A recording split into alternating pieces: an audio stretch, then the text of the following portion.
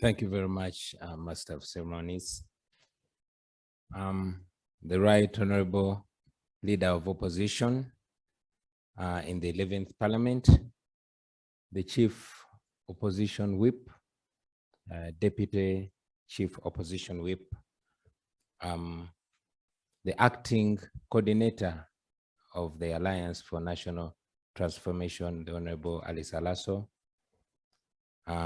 the Lord Mayor who just left, Party President of the Justice Forum, the Honorable Asumani Basalirwa, my good friend, the Secretaries General from the People's Progressive Party, Mr. Alira David, from the Uganda People's Congress, Honorable Ebil, from the Democratic Party, the Honorable Gerard Siranda, and from the National Unity Platform, Mr. David Lewis Luvongoya. The shadow cabinet members, the leadership of the National Unity Platform members are present today. Honorable members of Parliament, ladies and gentlemen, I'm delighted today to be present as our parliamentary front launches their legislative agenda, which amazingly is the first of its kind in the history of Uganda. More particularly, I'm delighted that the legislative agenda focuses on areas among many, such as the electoral reforms, curbing wasteful spending, service delivery, especially in the areas of education and health, and the participation and performance of our members of Parliament.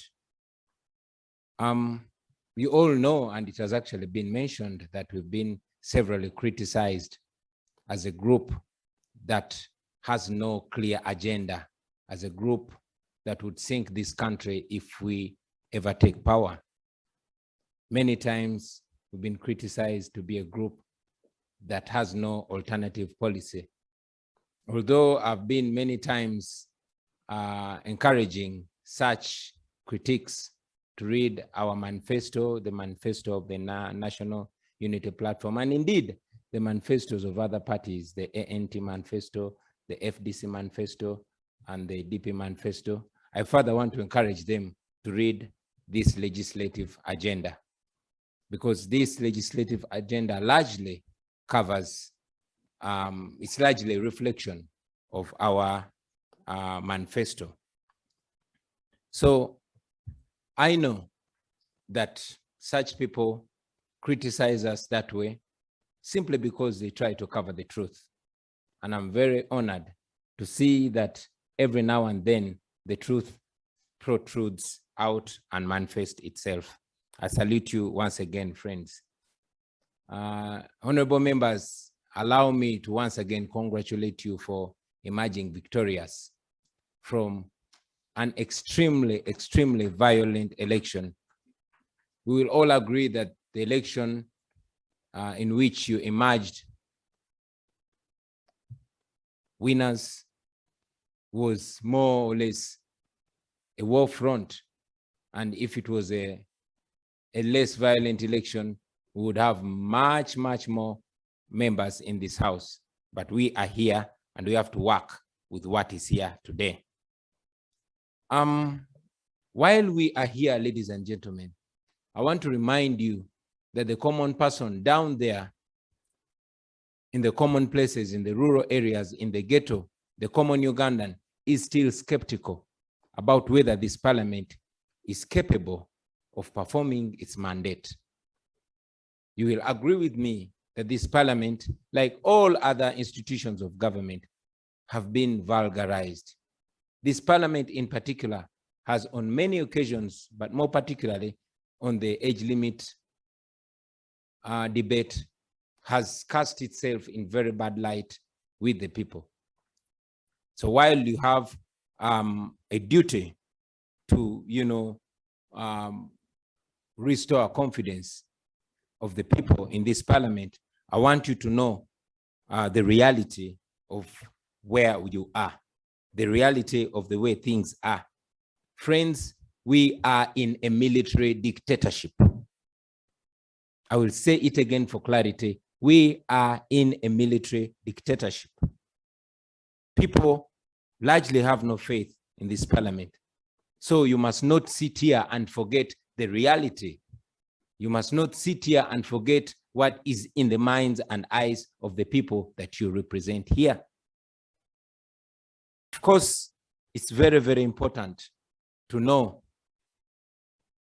Well, you know that already, but it's important to remind you that the parliament and the judiciary are largely used, to cast an image of democratic rule and constitutionalism in this country.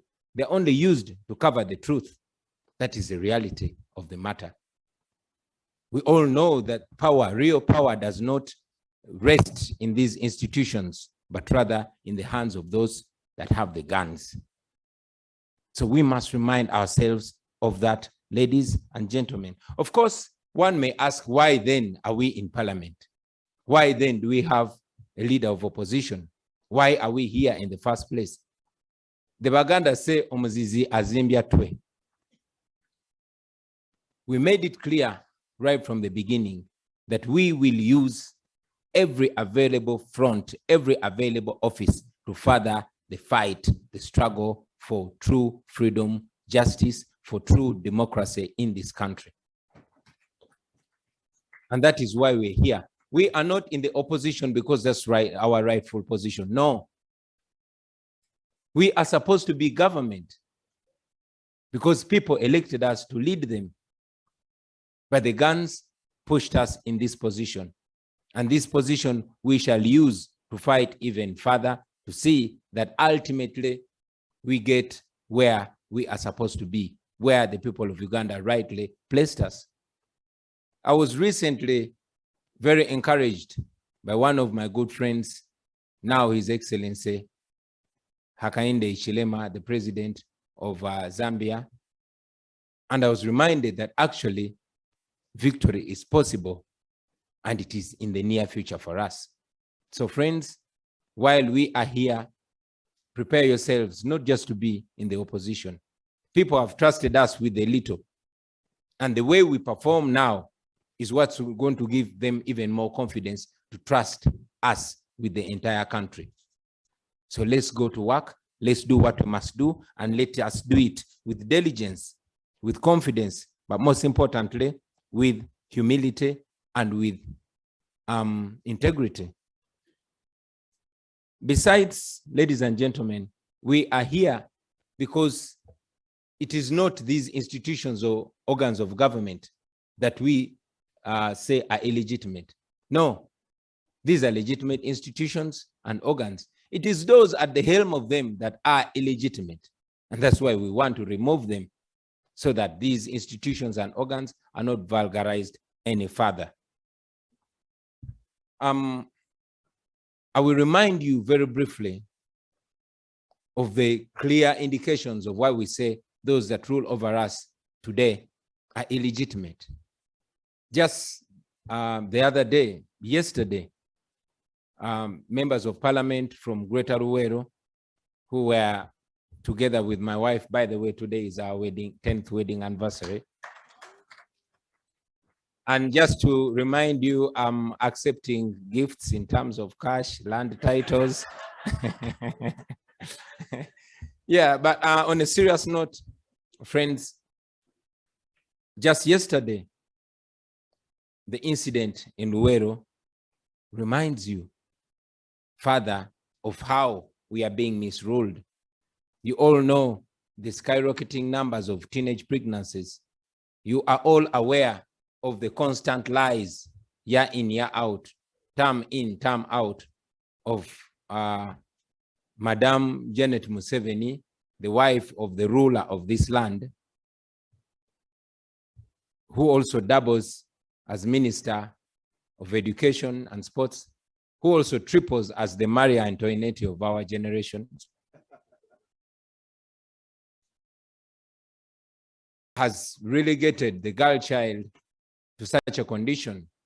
And even those of you, not just the common citizens, the ordinary citizens, but also members of parliament, have no right to reach out to their people, have no right to extend services to their people. While you sit in this parliament, please be reminded of what happens when you are out of these parliamentary precincts. That's exactly what happens, friends. You all know that recently the chairperson of the local government committee unearthed a rot. You all watched while the apparent prime minister of this country was on TV making a fake call to a fake person, the first purported beneficiary of the COVID relief, was a hoax, was a fraud. Now you know where we are.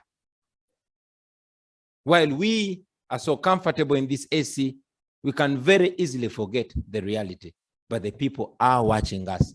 It was your role, our role, to open the eyes of the people, and the eyes are wide open, ladies and gentlemen. Always remember that. Eyes are wide open, and they're looking at us. Allow me, friends, to briefly remind you of our values as the National Unity Platform, but I believe these are supposed to be values of all change-seeking Ugandans. They are 6 words: DRIIFS, drifts. D stands for discipline. R stands for reliability. The first I stands for integrity. The second I stands for inclusiveness. F stands for fidelity. And S stands for service. Please focus on those words, on those letters, focus on those values, and they will guide you. Focus on service delivery. I know that we are living in a messed up country, but let us be the light. Let us be the signification of the future and of hope among our people, bearing in mind the kind of country we're living in and the kind of leadership at the top. In fact, the kind of rulership that we are under. I want to remind you, my friends, I was here as a member of parliament, and I know that opposition-led committees are very, very prone to corruption. Please avoid making those opposition committees havens for corruption. I've said it before, and I want to say it again, that those are not opportunities to make yourselves rich. People are watching you, and of course we are watching you, because we are people of Uganda as well. Avoid being comfortable. Avoid, that's what dictators do. They always want to make the opposition comfortable so that you don't check them. While they rob trillions of taxpayers' money, they throw a few crumbs to you. And if you're not very careful, you can very easily be diverted to such while they rob the nation. But like I said, it was your work, it was our work to awaken the people, and our people are wide awake. They are watching us, they are watching you. And they're going to see us by the way we operate. And they have the right, because we reminded them, they know they have the right to kick us the hell out. So remember that. As I conclude, ladies and gentlemen, I want to remind all of us that where we are as a country is not where we're supposed to be. We all know what the problem of this country is. While we are launching the legislative agenda, while we come here on the microphones and speak very nice words, we all know what the square problem of Uganda is. The problem of Uganda is dictatorship. The problem of Uganda is Mr. Museveni and his dictatorial tendencies. Let us be straight. Let us be true to it. And the solution is removing the dictatorship. So let us focus on removing the dictator, and everything will put itself in place. Now, finally, and very finally, I want to encourage like many speakers have, encourage unity. Friends, we are much weaker if we're not together, and we are much stronger if we're together. The more we are together, it doesn't only benefit our efforts, but even the hope that our people get. We know that we have a common problem. We know that we have a common enemy. We know that we have common objectives. So the more we operate together, we might not belong to the same political parties or political formations, but at least we know that the objective is one. And the enemy to that objective is one. And the solution is one. Everything else is a detail.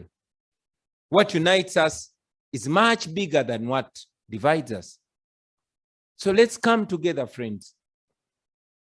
Let's think together. Because when we come together and think together, you'll find that we will get solutions that bind us even more together. And when we present ourselves as a united force to the population of Uganda, we'll be taken more seriously than we are taken now. So, like the old saying has been taught to us since childhood, united, we stand. Divided, we fall. So let's choose whether we want to stand or we want to fall. So with those few remarks, ladies and gentlemen, I want to thank you. Once again, emphasize on unity and remind us that just by the mere fact that we are here all speaking with one voice, at least for today, that's not a bad start, is it? So let's carry it on. I want to wish you the best of luck in implementing a united opposition legislative agenda. And I want to thank you for listening to me, for God and my country. When the struggle is over, we shall wear the victor's crown. We shall wear the victor's crown. We shall wear the victor's crown. When the struggle is over, we shall wear the victor's crown in a new Uganda. People power, our power. Thank you very much, ladies and gentlemen.